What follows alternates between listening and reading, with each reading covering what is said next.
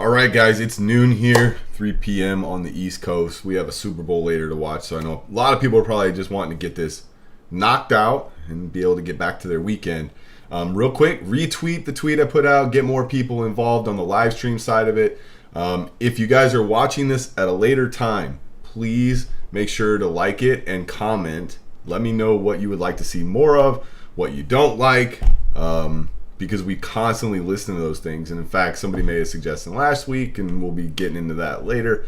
And always, as always, subscribe to the channel and turn on the notifications so you can be notified when people like Goose go live at 8:30 a.m. on Thursday mornings for his midweek watch, which always proves very instrumental in how not just myself, but a lot of the other True Trader members end out their week with really actionable ideas and great insight from a guy who's got a lot of experience in the market.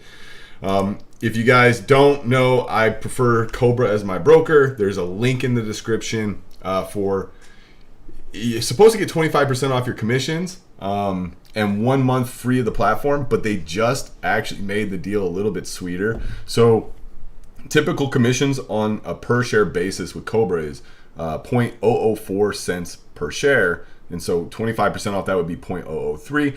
You now get 0.0025, and I know that seems small because the numbers are tiny, but when you think about your commissions on a year-to-year basis, saving 25% is a huge difference, and now it's even better. So if you guys don't have a broker you like, if you guys want a broker with the best customer service, the best locates, and just amazing all-around experience, that's Cobra, guys. Spike Heat, you know by now I use these guys heavy to test ideas, any kind of thesis I may have that I want to backtest and figure out, does the data support whether or not that edge exists? These are my go-to guys, and so check these guys out. Scripts to trade. I was hoping to have a new clip to show you of a new indicator that they just put out recently. It's called the Pivot Pro. I'm hoping by next week I can show you guys that, like a little clip of it working live. But in the meantime, they make so many great indicators for Thinkorswim, TradingView, things based around volume, on just support and resistance levels. The moving average finder is a cool tool. They got a million things that they already have ready to go for you, and they also can create custom stuff for you guys, so check them out. And real quick, as always, make sure you guys understand, I'm not going to talk about earnings ideas. I did a webinar on how to trade earnings, or how I prepare for earnings, and so there's no need for me to dive into a bunch of earnings numbers, considering we don't know where they're going to go up or down based on the numbers until they come out and we see that market reaction. So it's really almost pointless for me to use up a lot of the time for the Sunday prep discussing ideas that may or may not even happen. So that's why I don't touch on the earnings anymore. I used to. I just felt like it was a big, not a waste of time, but just, you can get just as much from watching the webinar I put together. So let's get into the topic for this week, which is, I get this, and the reason that we're doing this topic is because I get this DM all the time. Ricky, I struggle with letting winners run. And I know that can be a difficult thing, and where I'm going to go with this may not be what you think, okay? So letting winners run starts from a place of, one, knowing how to set rational, objective targets. You can't just pick random arbitrary things such as like, oh, well, I have 1,000 shares and I want to make $1,000, so I'm going to try to take profit at $1. It doesn't work that way. The stock doesn't give a flying F about how much money you want to make or how much size you have. The market's going to do what the market's going to do, and we need to understand the way stocks move and how that can affect where your price targets should be. Now, that being said, I really want to reiterate this, and people at True Trader may know this already. I've worked with a lot of people there that they're going to be like, Ricky, we've already heard this. But for everybody who's not in True Trader, I want to be very clear about this. There are two main types of trades that you will ever put on in your career. They're a mean reversion trade, meaning you are trying to reverse a move. If it's spiking up, you're trying to fade it down. If it's flushing out, you're trying to buy it and bounce it. The other type of trade is a trend join. Why do I point that out? Because it's so instrumental in deciding your targets from the get-go.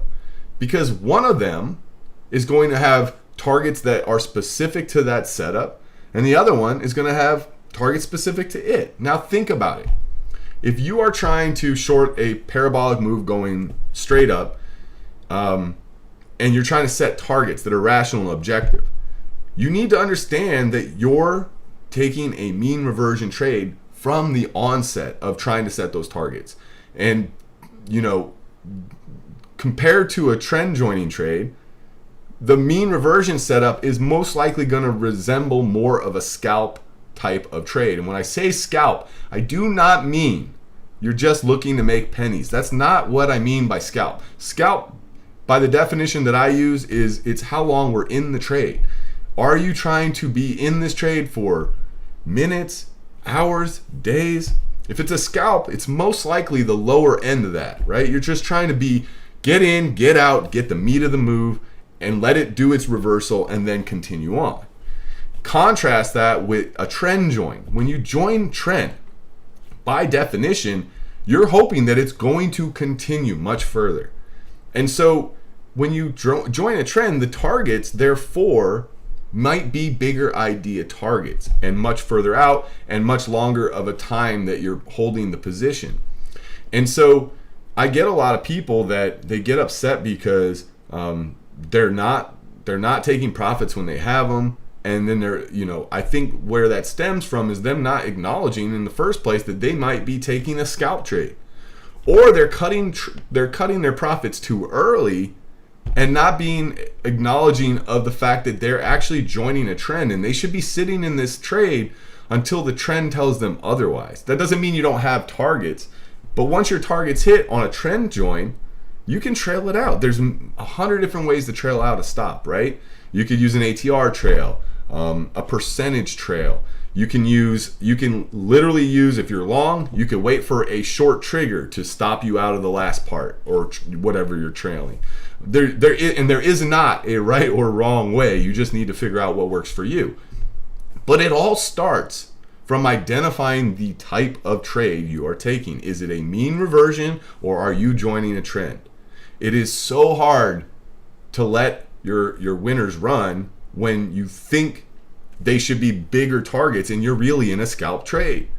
You have to understand, when something reverses, it's going to reverse back to the trend. Whatever time frame was in control, whatever time frame you were extended on, when it gets back to where it was trending before it left Earth into a parabolic move, it's probably going to find support and possibly continue higher. It's at that point where you need to acknowledge, hey, I should at least be taking some here, and then we can see if it wants to roll over and go to the next time frame, the next trend.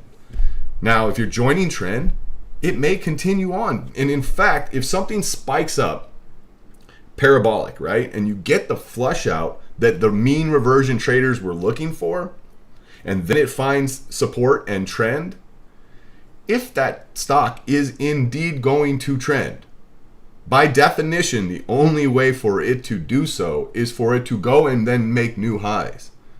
So let's say you are joining trend and it just had a big pullback from a move that, maybe squeezed out a bunch of shorts, got a bunch of longs chasing it, and then it reverses back to trend. Well, that high that it just came from would make a very logical and objective first target and then trail out. And I'm not saying you have to do it that way, but I'm just putting ideas out there of how things can be objective and rational. If you're scalping a trade, if you're trying to get that mean reversion, and let's say you're on a 1 minute chart and something goes straight up parabolic. And, I personally, hopefully you guys know this by now, but I use the 1 minute 20 SMA on my 1 minute chart. I use the 20 SMA on every time frame, right? If something gets extended and pulls away from the 1 minute 20, then it makes a lot of sense that when we finally reverse back to the 1 minute 20, that might be a pretty objective and rational place to lock something in, right? So again, let me reiterate. It all has to begin from identifying what type of trade you are initiating in the first place. Once you understand that, you may have a much easier time figuring out what is an actual objective rational target. So I hope that makes sense. I hope to address quite a few DMs I get without having to talk to every single person. Let's just do it publicly so everybody can gain that insight. You know, another thing about answering DMs is if somebody DMs me a question and I answer it, the whole community doesn't get the benefit of it, right? I love to answer things publicly so everybody can learn and we can all progress together. So one of the things, that was all I really had for the intro today, guys. But one of the things that I had last week suggested to me was that review a trade from the previous Sunday prep, which we had actually done a few weeks ago, and then I just stopped doing it. And somebody was like, yeah, that actually helps a lot. So there was actually only one trade from the whole Sunday prep that I took last week. And it's not because, I think there was only two others that maybe got back to the levels I was looking at, but they didn't do so in the way I needed them. And that's what you guys have to understand. Just because I give you a level doesn't mean I take that trade. It must get there in a certain manner for me to trade it. So the idea that I had last week that I traded was AMC. And so we can really quickly kind of go over that. Now I just got the clip. Let me see if I can insert this, guys. This might be kind of, I don't try to do this too often, but MC, any pop into 18 / the 20 day to me. Pause it. All right, so this was the idea from last Sunday, and I'm gonna make sure that it's audible. Hold on one second. Stick with me because, like I said, I just got this in my box. All right, so here was what I said last week about AMC. Any pop into 18 / the 20 day to me is a very, very great spot to think you're going to get a nice reversion back down. You still have a ton of people drinking the Kool-Aid, thinking this thing's going to, I can't even wrap my head around some of the things these people say. I'm not even going to, you know what? I'm not even going to get into it right now. We're just going to move on. 20 day, 18. That's the spot for me on AMC, guys. And if they get through it, dude, 20 would be a gift, okay?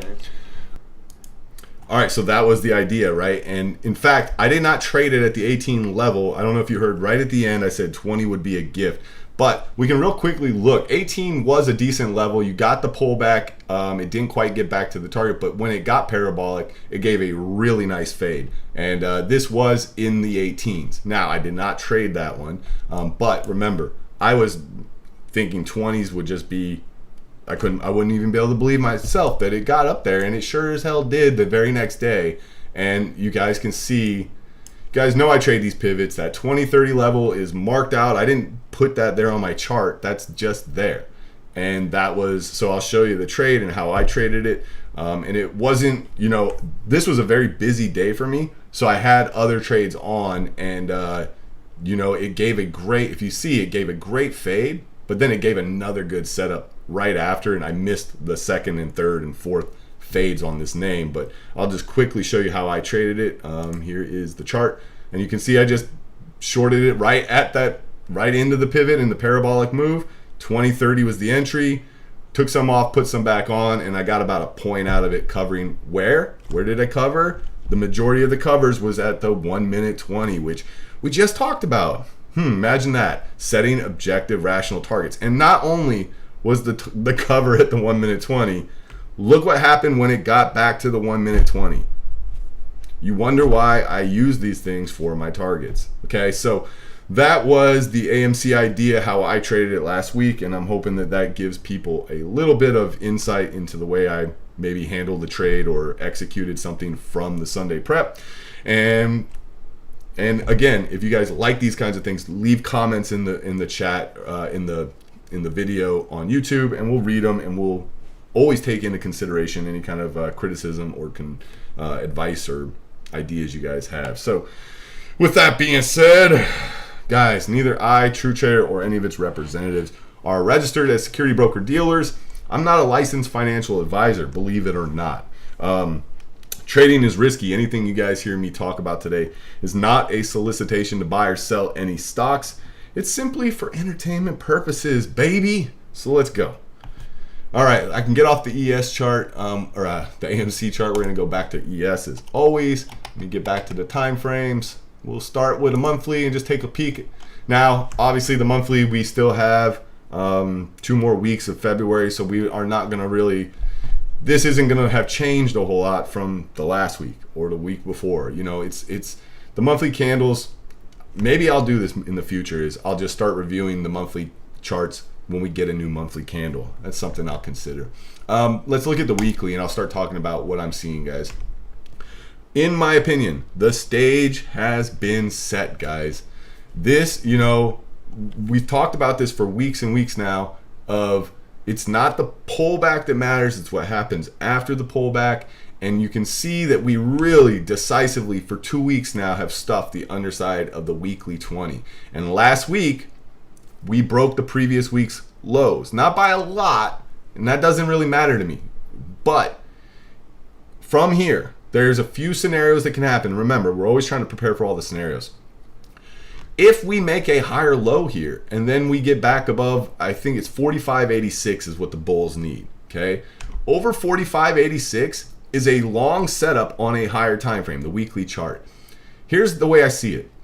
If they do that, they're still not out of the woods. The bulls really need to get over 45.86, and that needs to take them to the all-time highs. If they trigger and can get back to all-time highs, the bull market can continue on as long as the bull market wants to continue on, and that's fine. Remember, we make plans for all the scenarios. I'm not going to fight it. If we get back to all-time highs after triggering like that, then bull market continues, and I mean, we can make money on both sides, right? But if they fail, if they trigger over that level and fail to get back to all-time highs and then roll over, rut, row. I mean, literally, that is, guys at True Trader know this. People listening to this, the Sunday prep for months and months and months now have probably heard me say this.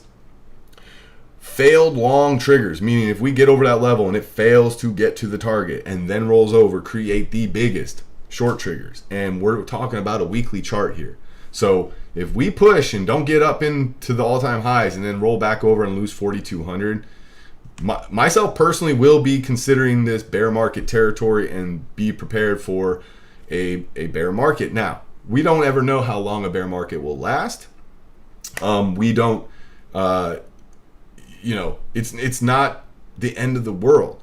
I can make money in a bear market because I know how to identify one, and I know what the characteristics of a bear market are, and I know how to trade that trend.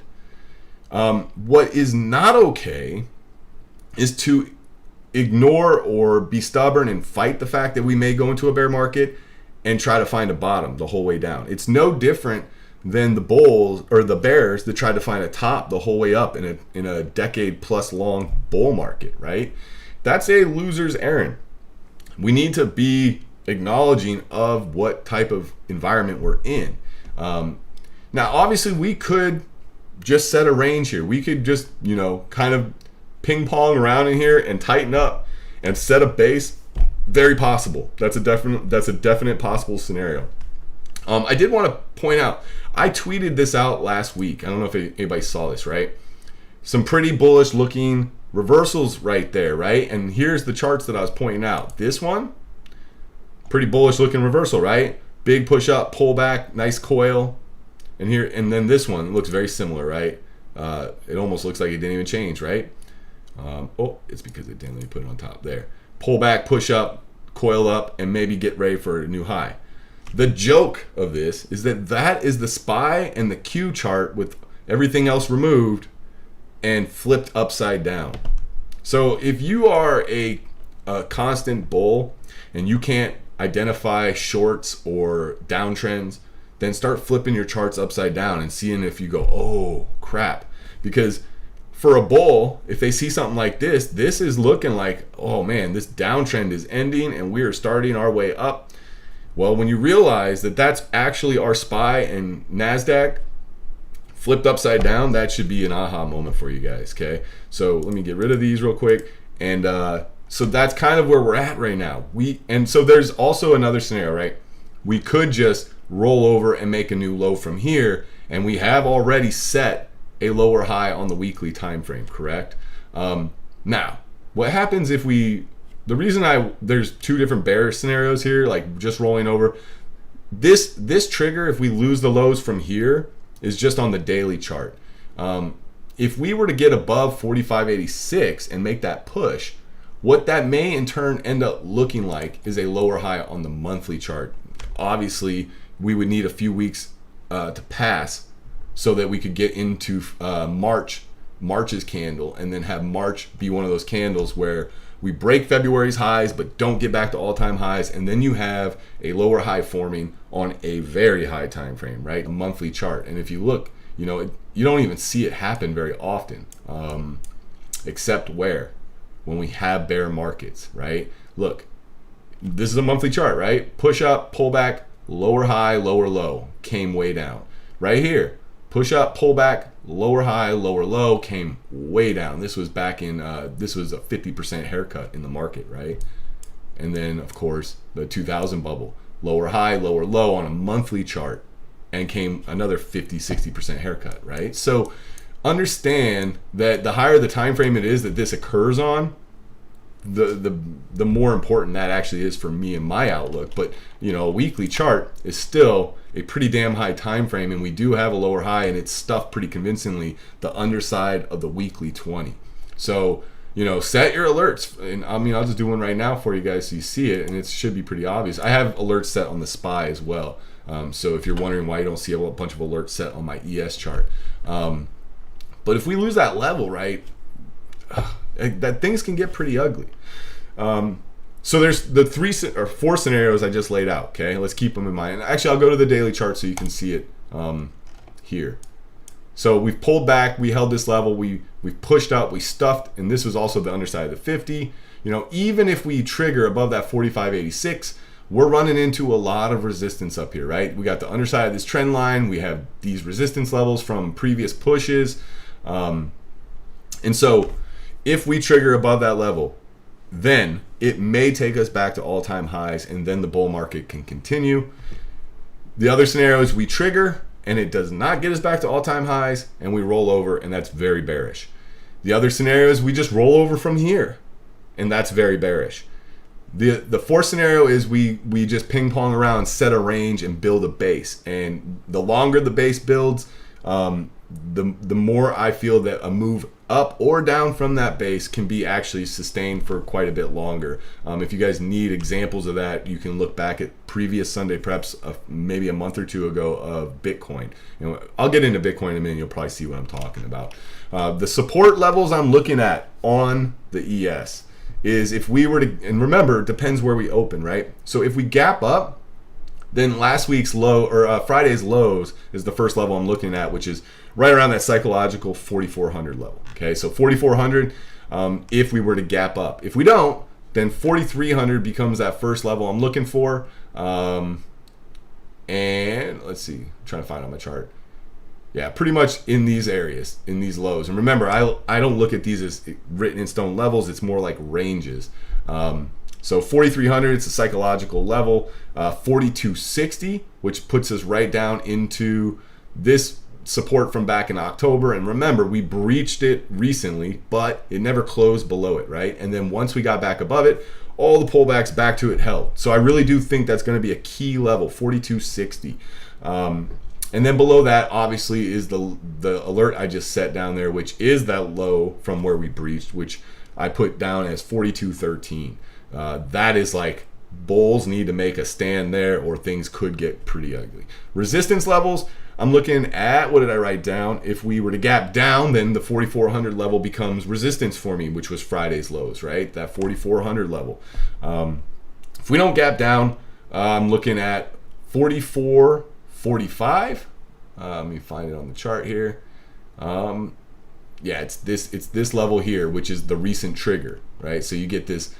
I know it looks like a double top. I still consider this like the push up, pull back, lower high, and then a lower low. So a pull back into that, which is also the 200-day, may act as really good resistance.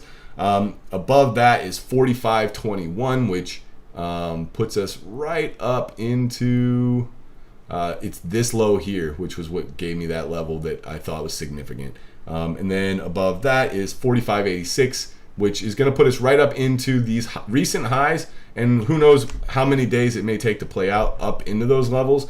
The 50-day may be right there as well. And remember, it's just a range. You could easily say 45, 86 up to 4,600. But remember, over those highs is technically a long trigger on the weekly chart, which should get us going. If it were to get us going in a fast, emotional manner, there's some levels up there where I would be very, very interested in looking for some short setups, guys.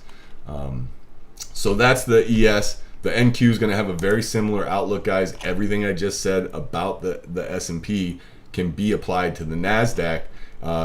Granted, I still think the Nasdaq still looks a lot more bearish than the S&P, which just says what? Says that the tech sector and growth stocks have still not really found their footing as much as some of the other things.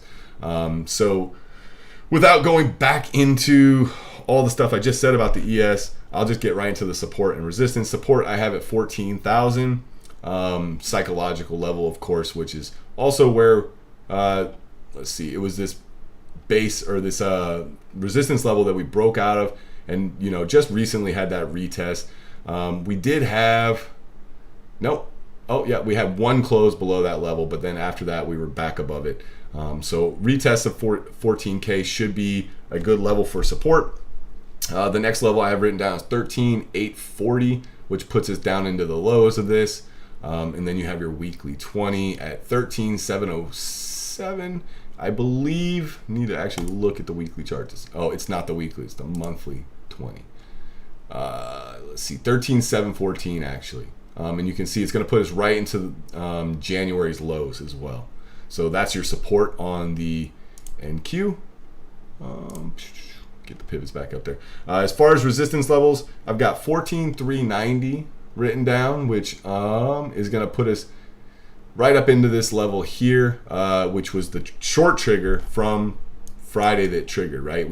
Look, this one's much more clear than the ES was. Push up, pull back, lower high. Whoops, didn't mean to click there. And then lower low. And so where we triggered that lower low, I'd like to see a retest of that. And if this is going to continue lower, if that level rejects, that's pretty significant to me. The next level above that is going to be, what did I write down?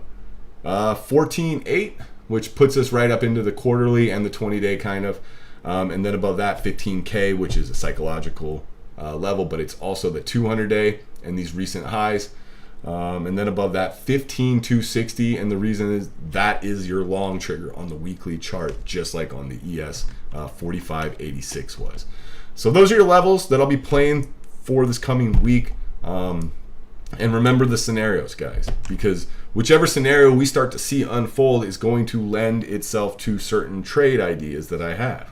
If we start triggering some of these more bearish setups, I'm not really going to be that interested in the long ideas, and vice versa, right? Let me get into, I did want to point out, I put the RTY, the Russell 2000, this is the futures of it.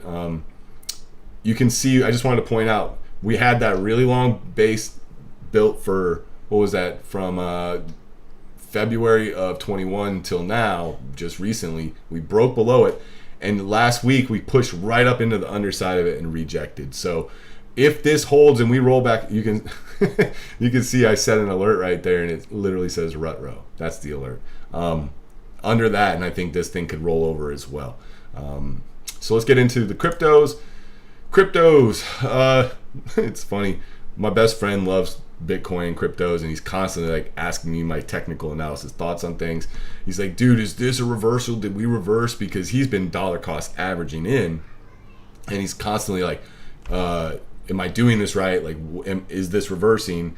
And my answer to him last week was, it looks good, but once we break out of this downtrend, what? Hopefully you guys understand the answer to this without me having to tell you. But what is it that I should be looking for to give me any sort of conviction that this downtrend is actually broke? And the answer is a retest of the breakout area. So I want to see this thing test 39K, 39 to 40, and hold, and then push again for me to really think we're kind of out of the woods on cryptos. And there's still plenty of resistance above, right? That annual pivot's up there at 47. The 200 days right under 50K. 50K is going to be a very, key level with the 200-day there, and it being such a psychological level. 50. I mean, I don't know if you guys remember the last time we were at 50K. That was all anybody was talking about, right? So very clear resistance levels above and very clear support levels below that I feel need to be tested. And that 40K level is also pretty damn close to the 20-day as well. 39 to 40K, a retest of that. If it starts to firm up and starts to push, maybe they have broke out of this downtrend, and for how long, who knows. Again, I don't trade cryptos, but I definitely use this as a guide for trading any of the equities relating to it. So that's it for the broader market. We're going to get right into our sector analysis. Hop over to bar chart, pull up our stock chart or our stock sector matrix, the short-term matrix, because I just want to see what is it I'm trying to gain from this, guys. Hopefully you guys are getting your brain to think in terms of what I'm trying to see. I'm just trying to see if there's anything that is an obvious what's going on there, right? And so the first thing I see when I look at this is, well, there's only 2 sectors that had any strength last week, meaning they had a green week. And that was energy and materials. And that to me is just okay, when materials and energy are the only 2 things that were strong, that's also just another checkbox in my little list of things that may be signaling that a correction in the market is still unfolding.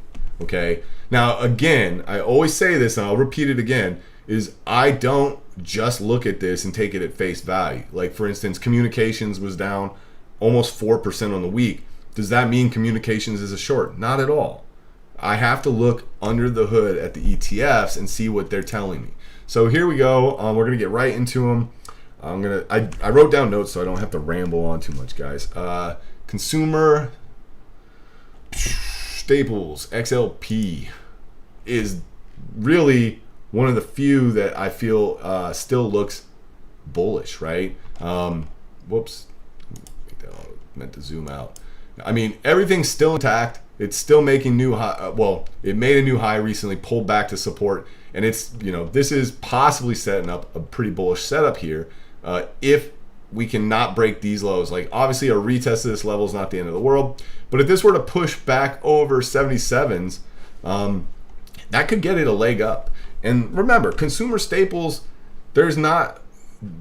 if we go into a bear market, people still got to buy all their food items and their everyday items. So consumer staples often will perform pretty decent regardless of what that broader market's doing. Let's see. And I did write down it's semi-bullish look, right? It's not like it's obviously does have some levels it could lose where it would be concerning, but at the moment, especially when you start seeing some of these other ones, you're going to go, oh, okay, you're right. So the next one I want to talk about was what we just talked about when we were looking at that matrix, which was communications. And, it's continued to just decline. This thing is in bear market territory, right? This is every week we talk about this. This thing is down 20% from all-time highs. And, it didn't wait around for the broader market. This thing started it, right? It's just been weak. But, if it can get down to this 65 to 66 area, I think it's going to be oversold for at least a near-term bounce, right? So this is what I meant by you can't take these percentages here in the short-term matrix at face value.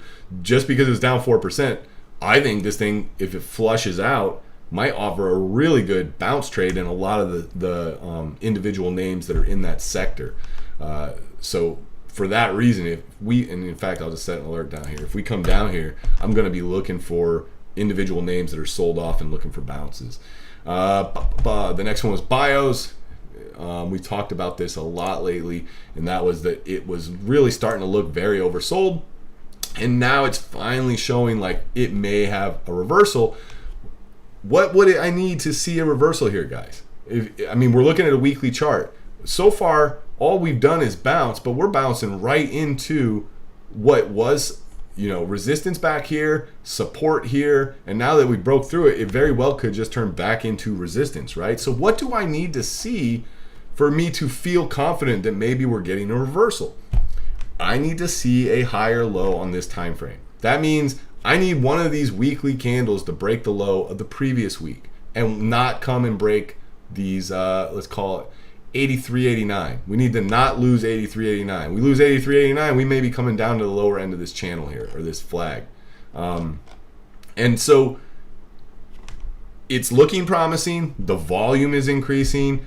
There's a lot of individual pharmaceuticals and biotech companies that are trading below cash value. So like I've said, week after week after week, start identifying some names that are on your list. So if we start to see what we need on this, we can start going shopping. But right now, I still need to see a higher low on this weekly time frame. And then obviously, if we get the higher low, you won't know it's confirmed higher low until we get back above at least 99s. I would like to see it reclaim this previous resistance, turn support level, maybe turn resistance again. I'd like to get it back above that. And then obviously the weekly 200 would be the next key level. But let's take it one step at a time. Let's see if we can get a higher low on the weekly chart and get out of this very, very extended downtrend that we've been in.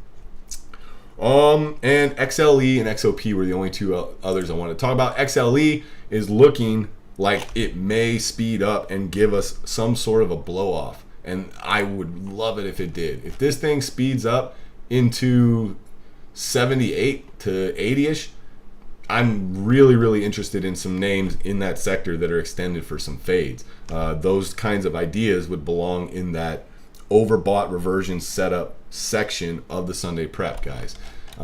So that's what I'm looking at on energy. Yes, it's bullish. Yes, we've talked about how I love the look of the longer term charts, but we're getting ahead of ourselves. Look at how extended it is from the weekly 20. And this is after finally breaking out of this downtrend that it was in. And just like Bitcoin, right? What do I need to see? I need to see a retest of breakout levels. So I think this thing needs to come back to 60. A retest of 60, and then maybe it can continue on its way.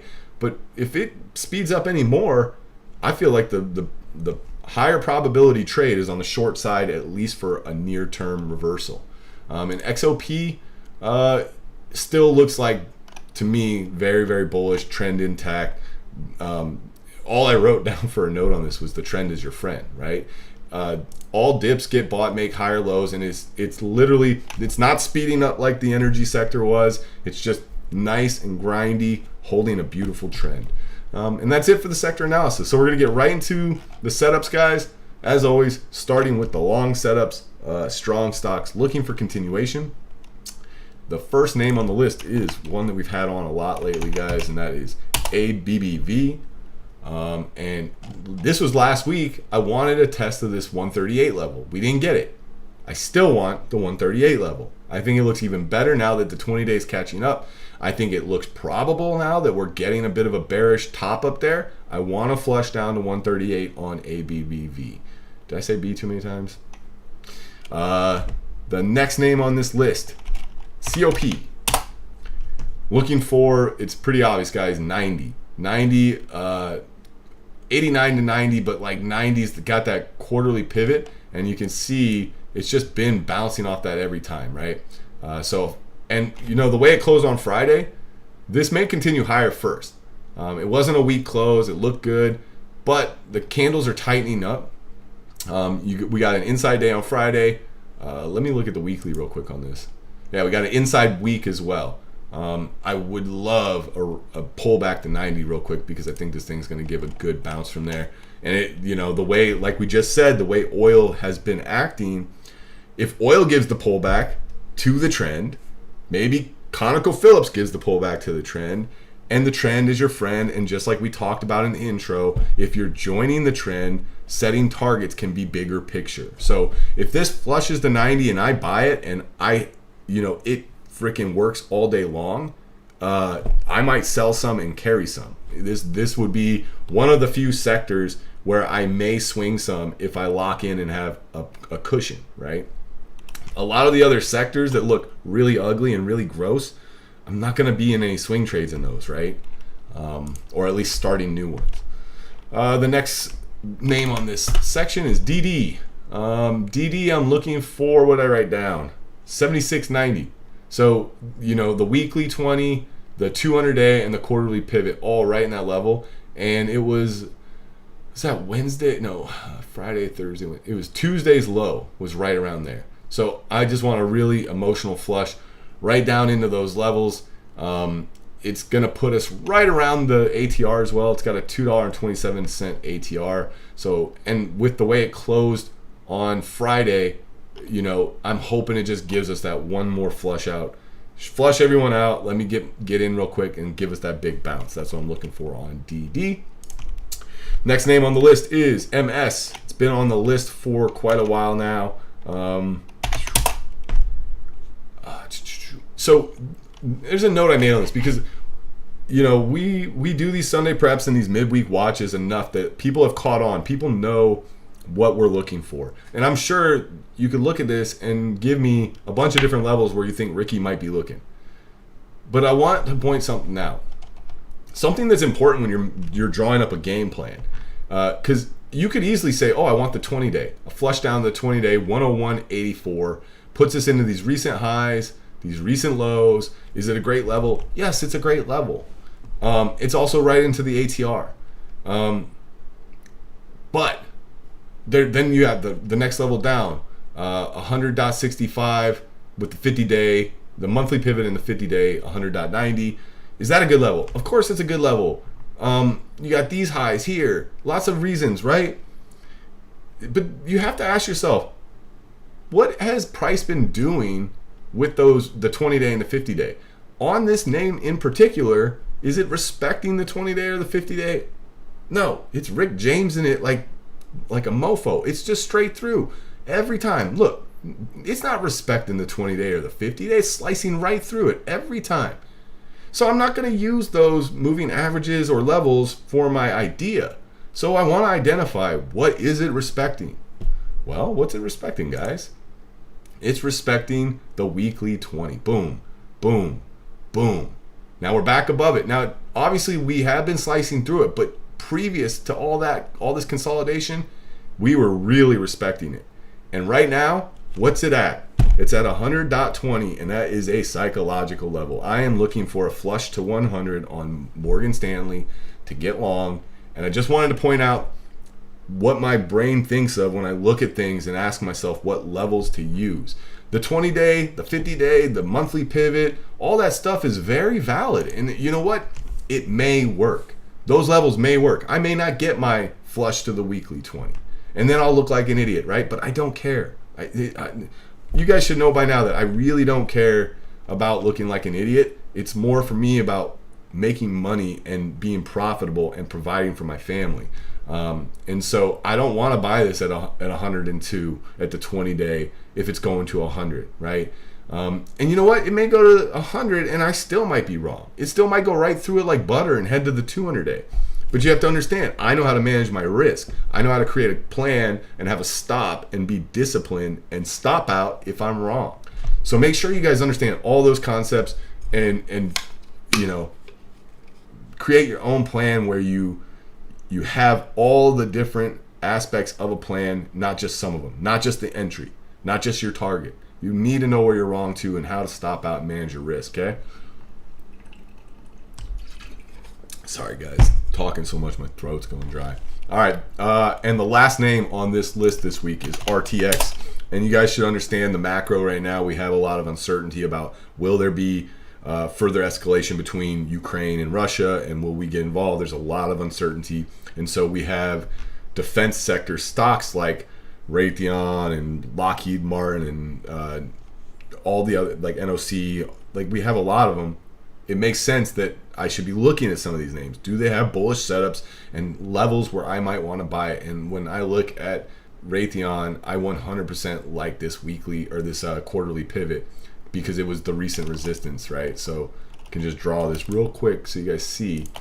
Obviously, I can try to get closer to the tops. Sorry. And obviously, it doesn't line up right with the quarterly pivot either, right? It's not about written in stone levels. It's about an area. I like that area. It might come through it. We might end up at the 20-day on this name. I don't know. But the sector has my interest for a reason. And so I like that level a lot. I'm looking at a drop down into that quarterly pivot to buy Raytheon. And so that's it for the strong stocks looking for continuation. The next section is oversold reversion setups. And these names shouldn't look any different from last week, guys. It's Facebook is the first one. And remember, I was looking at 233 last week, and it gave a bounce. And things look good, but it rolled over.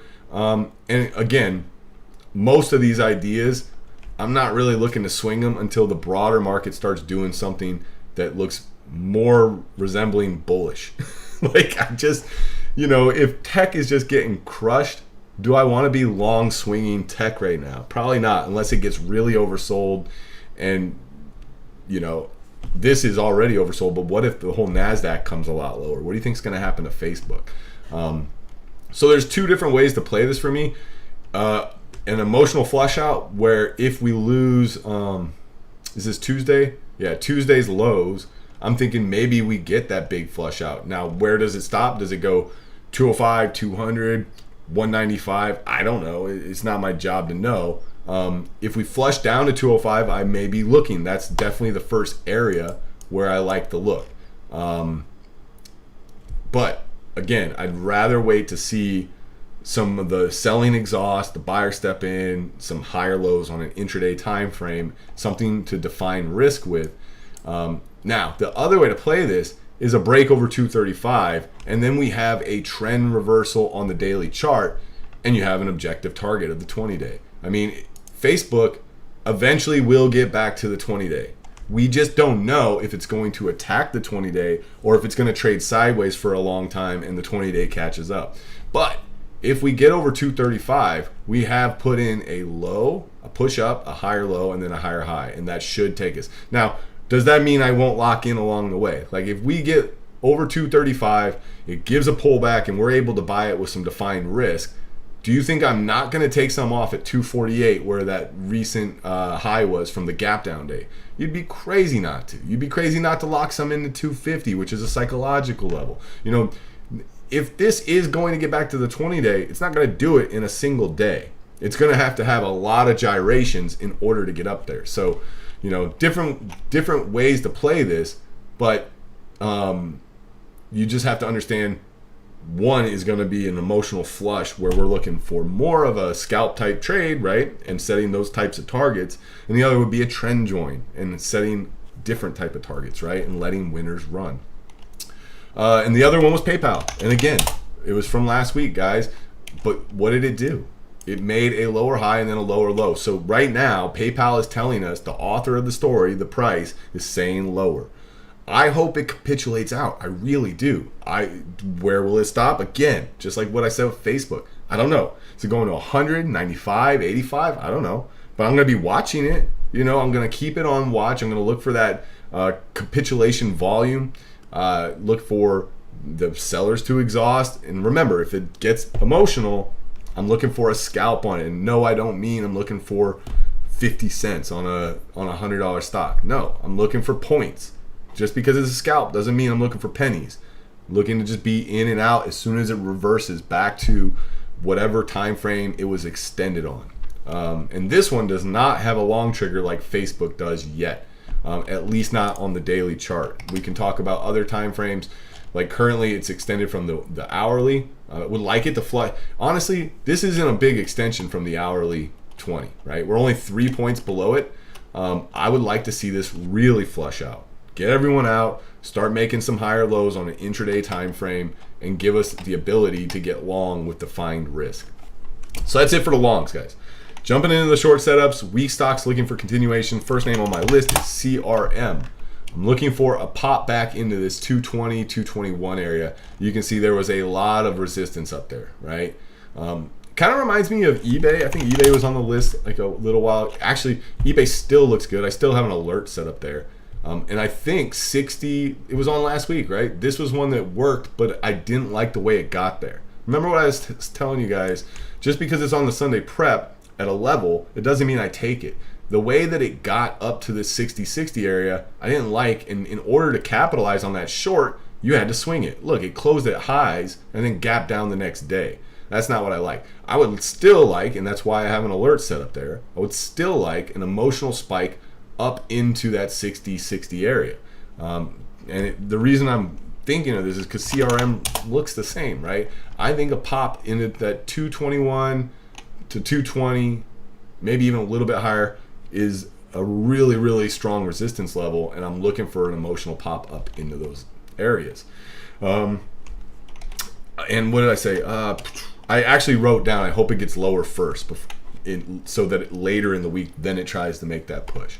Who knows? We don't always get what we want, but I can definitely talk about what would make it look more A+ to me, right? I want it to go lower first and then pop up there. Because the lower it goes, everybody that's still in it, that's hoping and praying, if it goes lower first, then they're more likely to be sellers when it comes back to those levels. That's the thought process right there, guys. Next one on my list is DKS, and it's really not a setup that there's anything there yet, but I did want to point this out because it's going to be on my watch for a while here. This trend has been very, very strong for a long time, and it just feels like if the market, and retail's been gross, if the market, especially retail, rolls over and we lose this trend line, and that's why I have an alert set here at 104.76. Under 104.76, and I'm looking to short all pops back into the underside of this trend line or the 50-day. So I'm throwing it out there because I don't think it's going to happen this week, but I want to keep it on watch, and that's why I have alerts set. That's the only thing I wanted to point out with that. It's just a way of creating an if-then statement for later on. Next name on the list, Coinbase. And Coinbase has broken this base and has been ugly since. I'm looking for a pop back into 231, that 50-day, which is a retest of that that broken trend line that it was holding. So any spike back up into 231, and of course we talked about crypto and Bitcoin earlier. Just think about where Bitcoin would have to go in order for this to get the legs to get up there, and you can use Bitcoin as your proxy, right? It's kind of like your ETF to watch. Like I watch SPY and the Qs with all these tech names. So CAT is the next name on this list, Caterpillar, and I am looking for a spike into 208. You got the 50-day, the 20-day, and the monthly pivot, and it was also the highs from January 28th. 208.60 to 209 is what I wrote down. Very interested in looking at CAT at those levels. And last name on this list is NEO, and I feel like the EV sector has just been gross, and so actually this idea did not come from the daily chart. It was just looking at these levels here, and I am first looking for a pop into 24.71. You can see how it was resistance back here, support here, and when we snapped was when we got that real move down. So first spike right back up into 24.71, I'm there. If it gets through, I don't have a problem in the world stopping out and revisiting into 25s, the high 25s. There's definitely going to be a trade in here if this thing gets a pop back up, guys. I think there's people stuck up there that thought, you know, this did look pretty bullish, right? We had these higher lows, nice consolidation pattern, popped up, but it just failed and rolled back over. I think there's people stuck. So that's the idea on NEO. And we're going to get into the last section, which is overbought reversion setups. There's only one name in here this week, and it's AA. And this thing got crazy on Friday when the news about Russia possibly invading Ukraine hit. Commodity prices went crazy. AA went crazy. It gave an A+ setup for the short in our community, like the way we trade. TT members actually capitalized really well on this on Friday. But I'm hoping for a push higher. 79 to 80 is what I have written down. It's a tall order, but this thing's been super strong. Depending on what happens with the macro environment, I'm hoping we get a big old push right up into those round psychological numbers like 80. May not happen. If it doesn't, no sweat off my back, right? If things, you know, that's the beauty of an if-then statement. If it never does the if, you never get the then, and you never have capital at risk, and you're fine. It's better to wish you were not in it. It's better to wish you were in a trade than to wish you were not in it. And if you've ever been in that situation, you know what I'm talking about. So one last thing I wanted to talk about, guys, was swing trades. Let me get a drink of water real quick. We're almost done. From my trusty True Trader flask, Hydro Flask. Thank you, True Trader, for sending me that.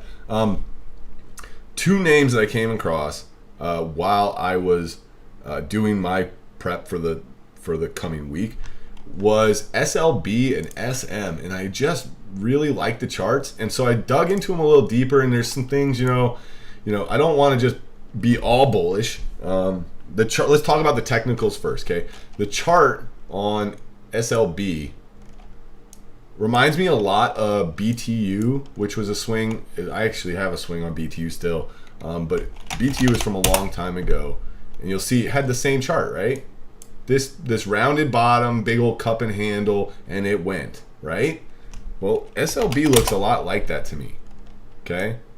It just hasn't triggered yet, but I am looking for possible pullbacks to the 50-day, 200-day, weekly 20 in this kind of 32 to 33 area to see if it, starts putting in higher lows again and then wants to continue higher. It's an interesting chart. Technically, it looks good, but the float on this one's like a billy. Let me look real quick here.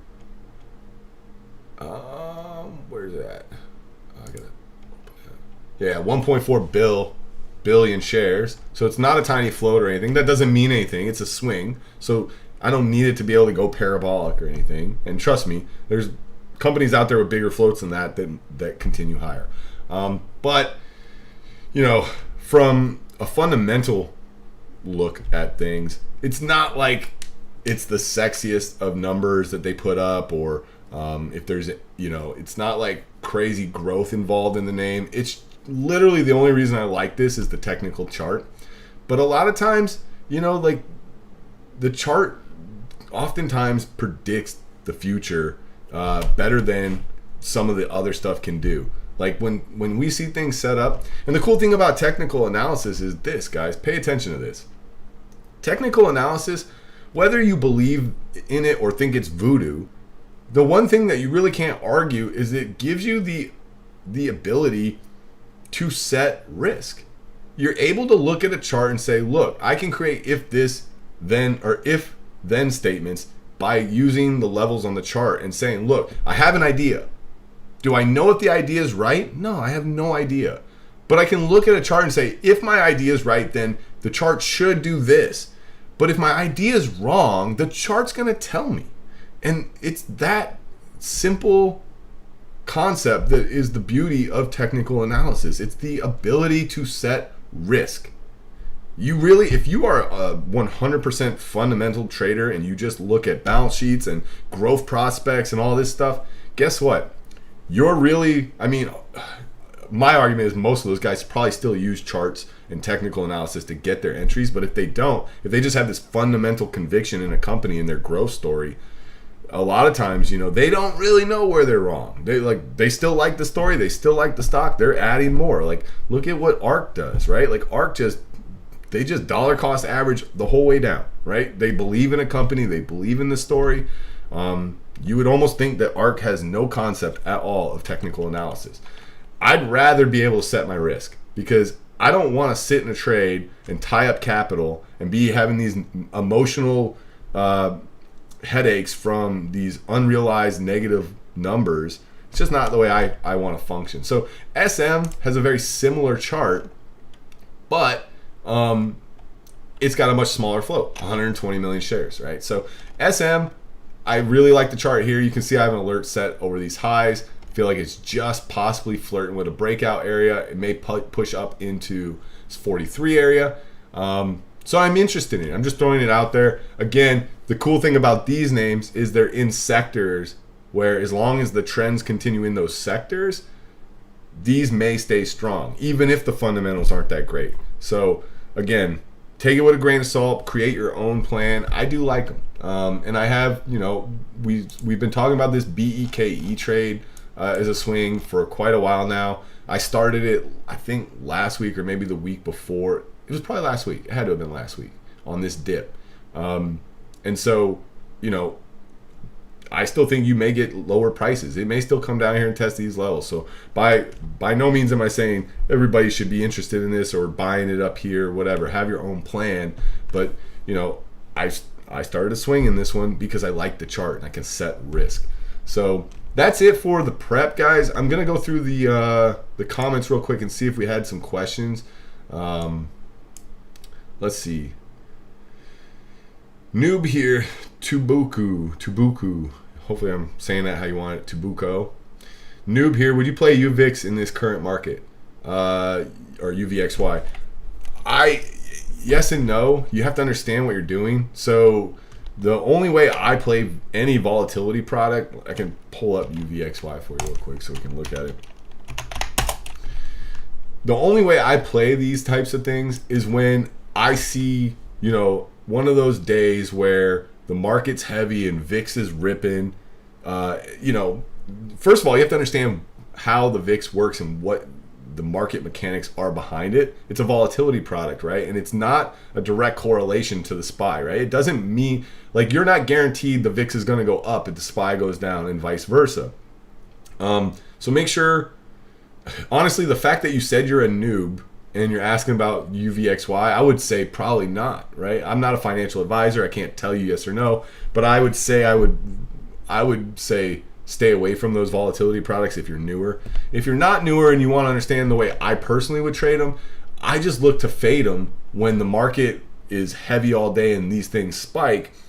And then, we get a reversal late day and you get a push and you get what we call the melt. These things melt because of the decay. And so, if you look at VIX, it's terminal zero based on the way these things work. But they're very dangerous. You can't just short VIX and thinking you can hold. There's been some very, very classic blow-ups, large fund blow-ups, because their whole fund was structured about selling VIX or shorting VIX or volatility products, and it can be really dangerous, guys. So honestly, if you're newer, stay away from them.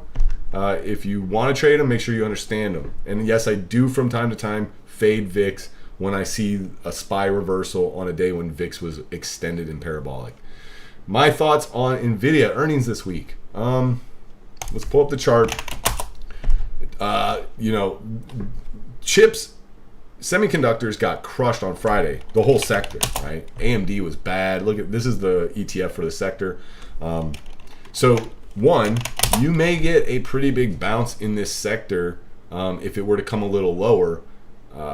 Just on being so oversold from Friday, and if we continue lower, there's going to be some levels where it's probably a high conviction bounce play. Now, earnings is a lot different. Let me pull up my earnings. I have it right here. Earnings. What day is it? It's hard for me to see. It's so small on my screen. Looks like it's Wednesday after the bell, right? Okay. So Wednesday after the bell, let's look at the intraday chart. This is a higher time frame. Intraday is an hourly. So the thing about earnings is this: it's gonna depend on where we're trading going into the numbers, right? Let's just pretend we're trading in this area. If we're right around 250, granted, we don't know how the market's gonna react to the numbers, but you can look at really obvious levels, and you don't even, sometimes you might want to use a 2-hour chart, or even actually, let's get rid of let's just go back to the daily. We can look here. So you have some really obvious levels, guys. It's going to depend on what happens after the numbers, right? And also where we're trading when the numbers come out. But big spikes up into these kinds of levels can offer really good reversion areas for quick reversals. Scalp trades with scalp targets. Remember that, guys. But let's say it blows through those and we open up the next day and we're up here. You never know, especially with the tech stocks, they can have some really outsized moves based on the numbers. So basically what I would do is draw some levels out and ask yourself, what makes sense in terms of levels of that are significant, right? And then I would look for major moves into those levels. Again, it also depends on, are you trying to reverse the trade, a big emotional move, or are you trying to join a trend? If we were to, let's say we gap just above this 285 level, right, which we've just drawn a line to show as resistance. If we gap above it and then we get a major flush back down to that level and it holds as support, we may join trend right there. We start seeing some higher lows intraday, we may join trend. Same thing. If we were to gap below this support level at 212-ish, right? Maybe test 200 and then pop back up into that resistance and start making some lower highs, I may look to join trend and fade it. So there's different ways to play it. You have to understand the mechanics of what's going to happen once the numbers come out and where we're trading going into it. But again, check out the earnings preparation webinar that I did. It should answer those kinds of questions about these things.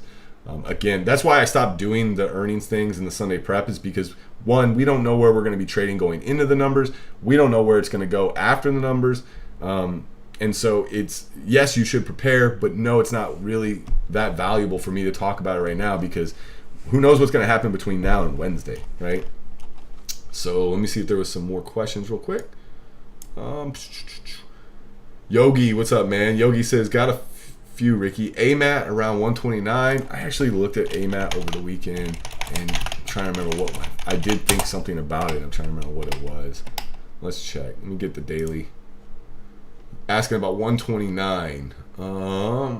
Is that what you said? 129? I don't know. Like, I don't see too much in that area or reason that I'd like it. Like, for me, the way the chips were and they were so heavy, I like this level. What is that, 123? I don't know if we get down there. Maybe we don't. But that would be like any flushes down to these levels would be where I'd be looking to reverse something like AMAT or NVIDIA or MU. A lot of those names all have very similar charts, especially after the way they were heavy on Friday. 1 second. I'm going to get a drink.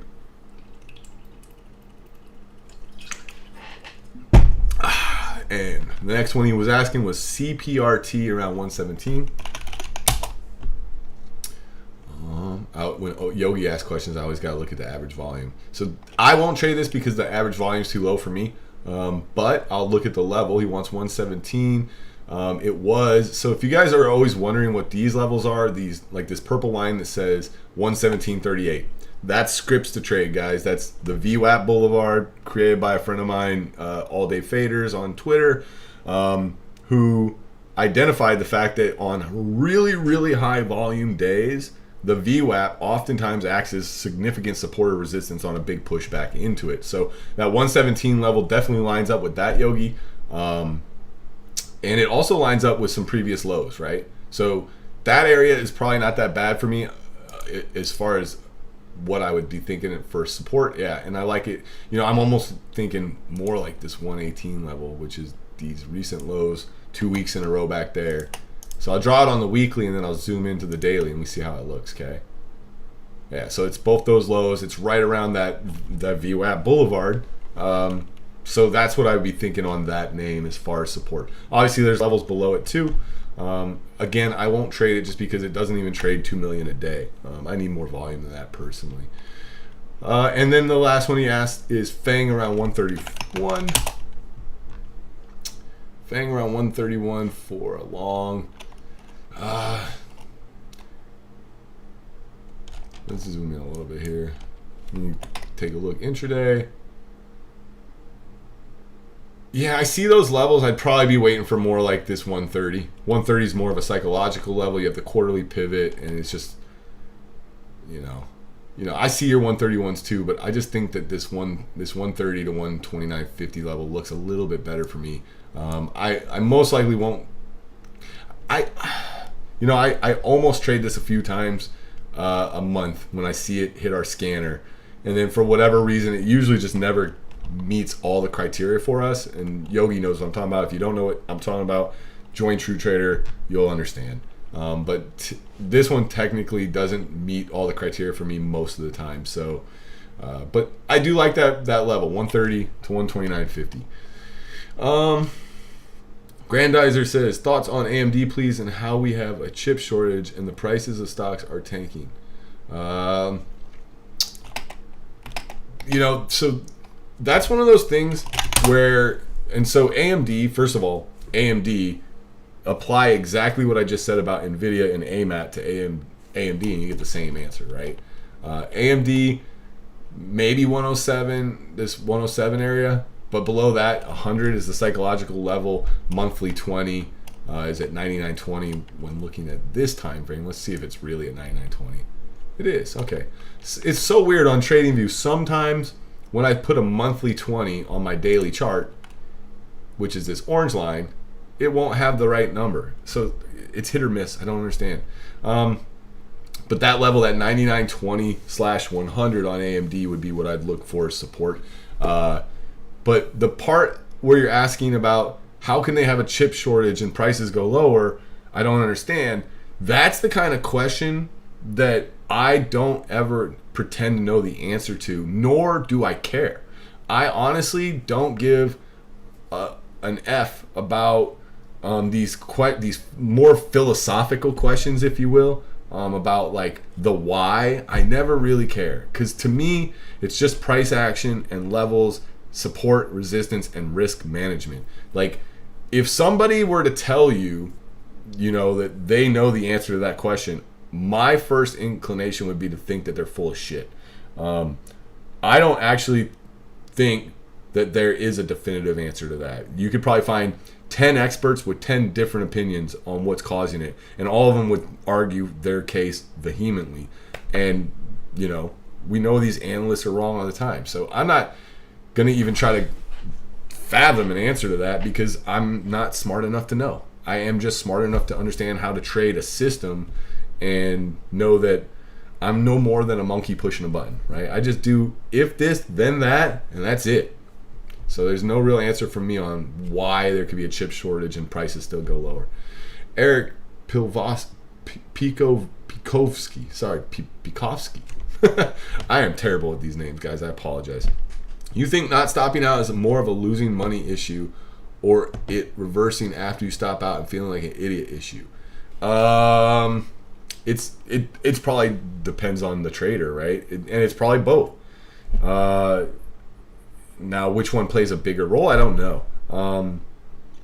Honestly, you have to get over this being wrong thing and losing, because the better you are at losing, the more often you lose, the quicker you lose, the more money you make. When you realize that, then you go, oh shit, I like to lose. I like to lose fast. I like to lose so quick that I can look for the next winning trade. And you really just start to enjoy just stopping out and moving on and being just completely emotionally detached from it. Now, I stop out all the time, and right afterwards it goes and works. Is it irritating? Yes. But you have to just get over it and move on to the next trade. Like, honest to God, you're never going to find a way of stopping out that works 100% of the time perfectly and you go, oh, what a good stop. Never. It doesn't exist, okay? Even if you trade the best system in the world, you're going to stop out and then things will work. In fact, I always flip that on its head.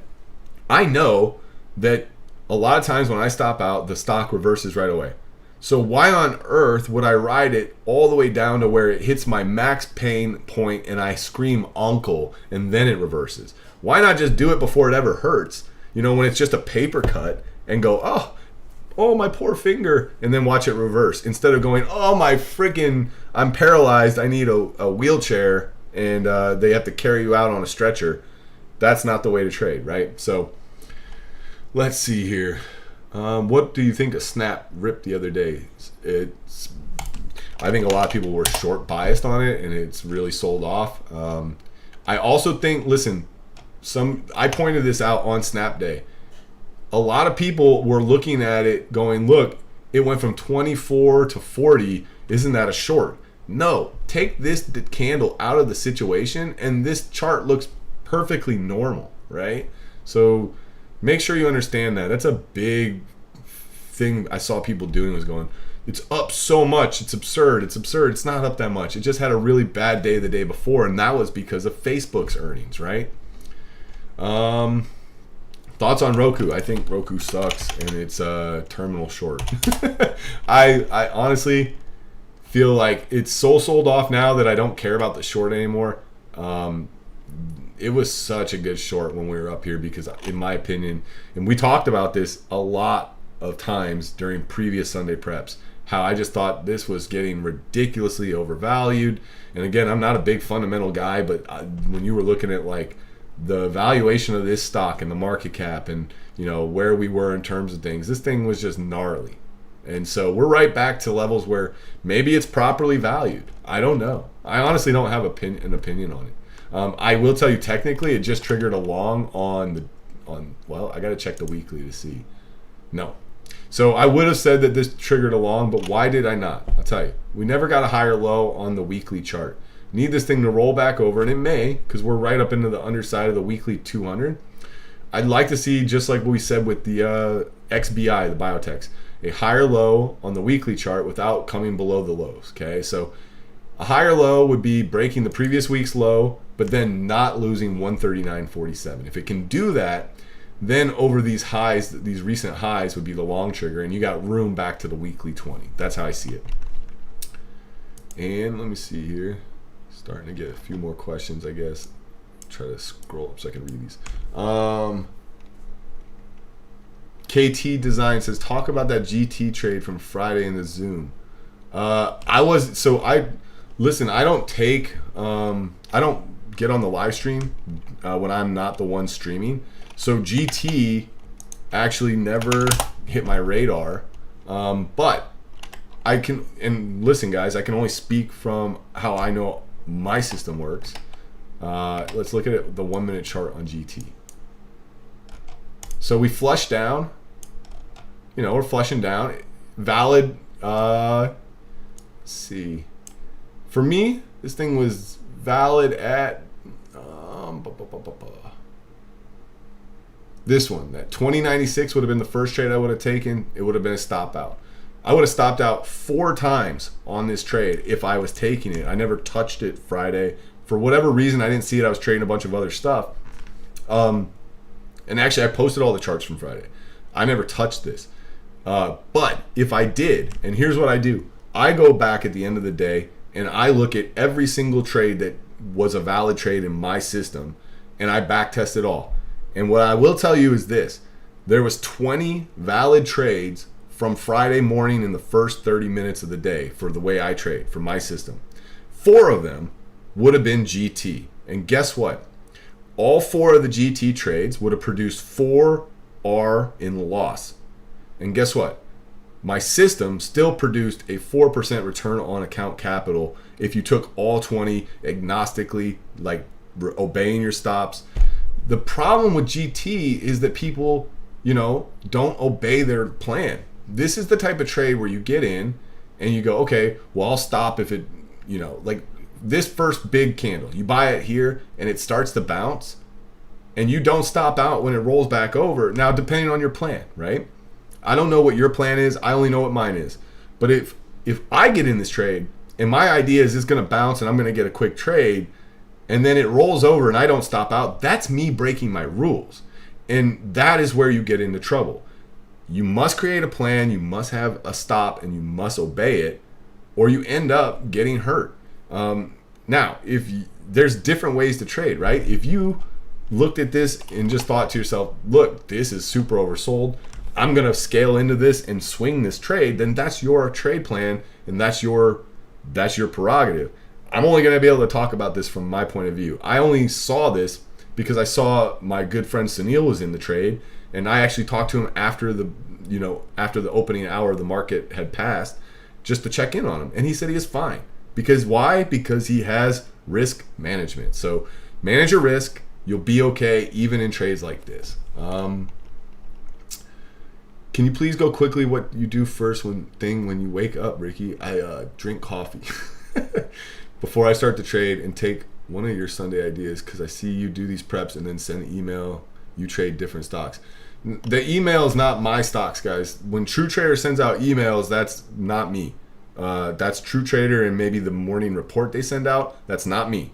Okay, so I have a morning watch list that I create every morning. This is my Sunday prep for the week coming. And so let me get rid of this earnings thing. Sorry. But you got to understand, I'm doing this to prepare for the week ahead. Every single morning when I wake up, I still take a look at the market and prepare for that morning. And I don't know what's going to be gapping up, gapping down come tomorrow morning. So there may be a lot of stuff gapping up, gapping down that's on my radar that's not on the Sunday prep. I don't have a crystal ball. Never will. Don't care to have one. I'm fine without it. But I always make sure I'm in the right mind state. If I'm not, I like to do some meditation or something that can help me get in the right mind state. If I can't get in the right mind state, then I ain't trading that day. Mind state is everything, guys. Yogi's got one more, and then I'm going to call it, guys, because I want to get ready for the football game. He wants to know about Airbnb. Let's check it out real quick. What's he saying? 159 area. I mean, it's the 200-day. It closed week on Friday. I could see it. I'd much rather 155. I mean, the 20-day, the VWAP Boulevard again, and the monthly pivot all right there lined up. So, again, one thing I will point out here is I see this trend that's been holding. So you can draw a trend line. Anybody can do this. It's not special. Boom. And you can see where that lines up. And that would put us right in the 161-ish, which is also lining up kind of with these recent highs a little bit. Whoops, wrong button. Right there. So, a slam back down to those levels maybe. Again, I'd rather see us down into this 155 to 152. Airbnb, I do trade Airbnb. If it hits our scanner and it meets all my criteria, I do trade Airbnb frequently. DoorDash, Airbnb, Upstart, Affirm, I trade them all. So you guys, if you don't understand how I trade these things, or you don't know how you can and how you can manage risk, or you want to learn these things, go to truetrader.net, guys. I'm telling you, I can only give you so much in this little hour or whatever I do with the Sunday prep. You guys are missing a ton of the value. That it's not just me over there. You got two of my personal mentors in my own journey of trading, Adriano and Goose, who are over there, and that in itself is such a value. If you guys aren't a true trader, I don't know why. On top of that, there's a bunch of other mods, there's a bunch of other rooms, and there's a bunch of other members who are in this chat right now in the YouTube live stream, and they'll tell you, you are missing out if you're not at truetrader.net, guys. So please do yourself a favor, at least do the 5-day trial. It's $30. Come over there and see how we trade, see what we're about, see if it's a good fit for you. And I'll see you guys Monday. I don't know who you guys are rooting for. My team is the Chiefs, and they lost last week, or 2 weeks ago. So, but I'll see you guys Monday. Let's get ready to crush it. I hope you guys enjoy the rest of your weekend. I love you all. Thank you for tuning in. And yeah, see you guys later.